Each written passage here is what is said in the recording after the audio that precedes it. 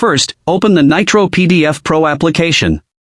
The Nitro PDF home screen will appear, displaying several features you can use, one of which is the Create and Combine feature. With this feature, you can create a new PDF file by combining several existing PDF files. Then, select Create and Combine, and a new window will appear.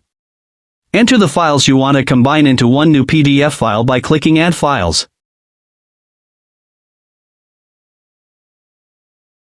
Then, click Create to continue.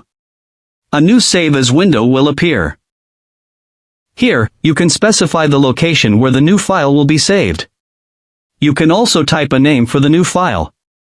Once everything is set, click Save, wait for the process to complete, and then you can see the results. Easy, right?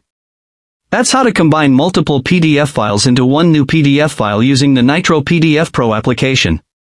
We hope this tutorial is helpful. If you find the explanation above unclear, you can ask your questions in the comments section below. Good luck!